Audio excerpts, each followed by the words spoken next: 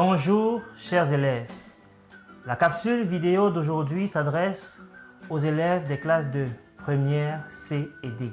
Nous allons ensemble réviser la trigonométrie, ceci à travers un petit exercice relatif aux équations trigonométriques. Sans plus tarder, débutons avec notre petit exercice de révision. L'exercice qui nous est proposé, comme vous pouvez le voir apparaître à l'écran, est celui de la résolution de l'équation E qui est définie par racine de 3 sinus x moins 3 cosinus x égale à racine de 6. Nous devons donc résoudre dans moins pi pi. Résolvons E dans moins pi pi. Très bien. Pour ce faire, pour résoudre une telle équation, la méthode qui nous est très souvent recommandée lorsque nous avons des équations de la forme A sinus x plus B cosinus x égale à C, il nous est recommandé de diviser le tout par racine carrée de A carré plus B carré. Et voilà, de diviser donc toute cette expression-ci. Donc, en fait, ça donne de manière concrète A sur racine carrée de A carré plus B carré sinus de x plus B sur racine carrée de A carré plus B au carré cosinus de x plus égale à C sur racine carrée de A carré plus B carré. Et ceci nous permet également de vérifier parfois si l'équation est soluble. Donc, c'est ce que nous appliquerons ici. A étant égal à racine de 3, B étant égal à moins 3 et C égale à racine de 6. Donc, si nous élevons A au carré, ça nous donne 3, B au carré, ça nous donne 9, et donc 3 plus 9, c'est bien 12, et racine carrée de 12, c'est 2 racines de 3. Donc, E sera donc équivalente à quoi? À racine de 3 divisé par 2 racines de 3 sinus x moins 3 divisé par 2 racines de 3 cosinus x, ce qui est égal à racine de 6 divisé par 2 racines de 3. Et donc, qu'est-ce qu'on peut voir ici? Que les racines de 3 se simplifient. Nous restons donc avec 1 demi sinus de x. Et là, 3 étant égal à racine de 3 fois racine de 3, les racines de 3 se simplifiant, nous restons donc avec moins racine de 3 sur 2 cosinus de x. Et racine de 6 étant égal à racine de 2 fois racine de 3, les racines de 3 se simplifiant, nous restons donc avec racine de 2 sur 2. Très bien, nous sommes près du but. Nous allons donc nous faire référence à présent aux formules d'addition. Les formules d'addition nous permettront de déterminer un angle pour lequel soit le cosinus est égal à 1 demi et le sinus moins racine de 3 sur 2, soit le sinus est égal à 1 demi et le cosinus moins racine de 3 sur 2. Je nous propose cependant donc de fonctionner avec des sinus. Donc nous allons poser la question: quel est l'angle dont le cosinus vaut 1 demi et dont le sinus vaut moins racine de 3 sur 2. L'angle dont le cosinus vaut 1 demi et dont le sinus vaut moins racine de 3 sur 2 n'est rien d'autre que l'angle moins pi sur 3. Moins pi sur 3, ce qui fait donc que ceci est l'expression donc développée de sinus de x. Bon, je peux rappeler ceci: 1 demi c'est cosinus de moins pi sur 3 sinus de x, et là plus, voilà, plus sinus de moins pi sur 3 cosinus de x égale à racine de 2 sur 2. Et donc, nous avons sinus de x moins pi sur 3. Voilà, donc ça, c'est égal à sinus de x moins pi sur 3, ce qui est égal à racine de 2 sur 2.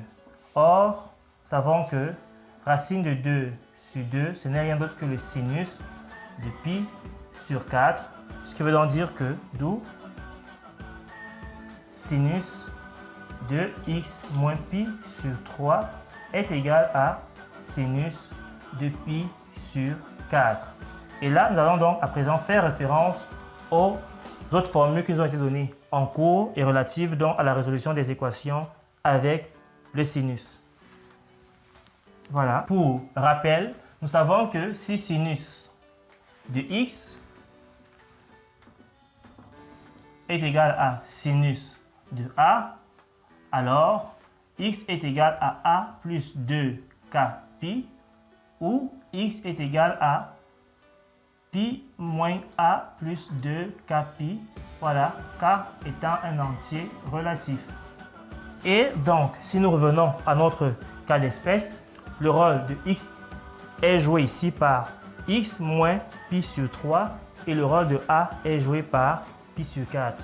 Ce qui nous donne en effet x moins pi sur 3 est égal à pi sur 4 plus 2k pi et x moins pi sur 3 est égal à pi moins pi sur 4 plus 2k pi.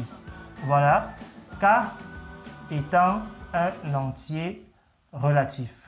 Ce qui nous donne par suite, alors nous aurons donc moins pi sur 3 qui traversera l'égalité. On aura donc pi sur 4 plus pi sur 3, soit x est égal à 7pi sur 12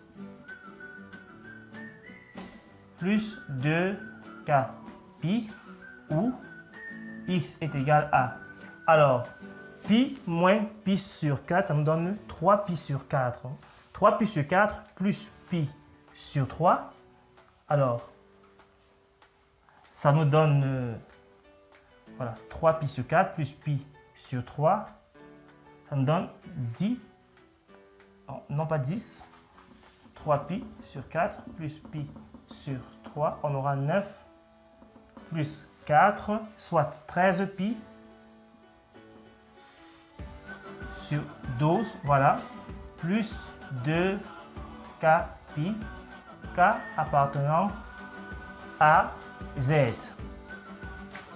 Alors, pour ce qui concerne la première famille de solutions, il est question de déterminer les valeurs de k pour lesquelles la solution appartient à l'intervalle moins pi, pi.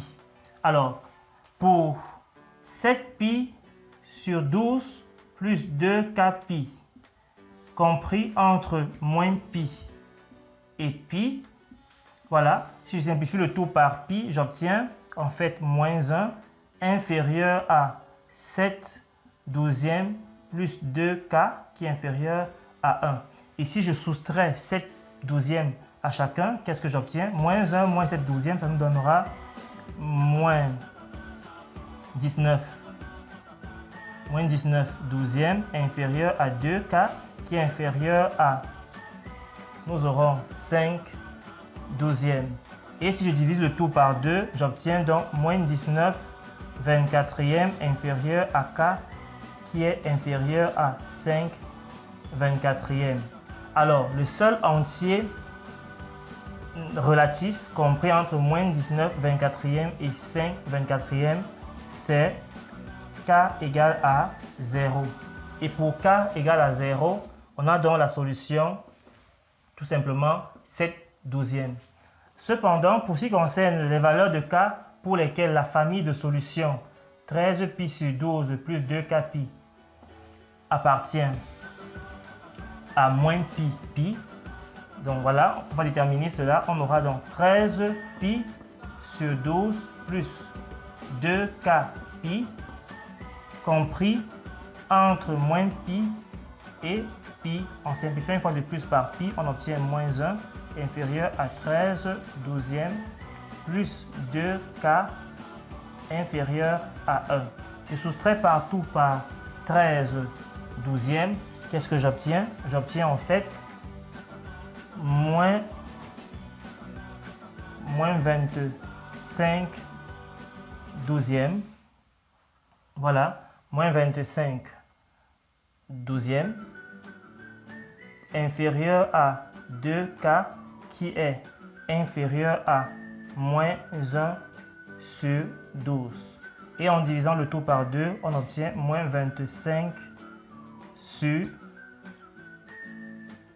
24 inférieur à k, qui est inférieur ou égal ici, inférieur ou égal à moins 1 sur 24. Alors, l'entier relatif k, le seul entier relatif k qui appartient à l'intervalle moins 25, 24e et moins 1 sur 24 n'est rien d'autre que moins 1. Et donc, l'ensemble solution donc dans l'intervalle moins pi de notre équation est donc constitué des deux solutions. Pour le premier cas, nous allons remplacer ici k par 0. Non, là, k par 0, on obtient 7pi sur 12. Et dans le deuxième cas, nous allons donc remplacer k par moins 1. Qu'est-ce que ça nous donne de manière concrète? 13pi sur 12 moins 2pi. Alors, opération, 13pi sur 12 moins 2pi, c'est en fait égal à 13pi moins 24pi sur 12, soit en effet moins 11pi sur 12. Donc nous aurons là moins 11pi sur 12. Voilà. Voilà donc ainsi donné l'ensemble solution. C'est tout donc pour cet exercice. J'espère que les différentes étapes ont été assez claires, que vous avez compris les différentes explications qui vous ont été proposées. Je vous remercie une fois de plus pour votre très aimable attention. Rendez-vous dans les prochaines capsules vidéo. Nous allons une fois de plus réviser ensemble pour réussir à notre examen. Bye bye.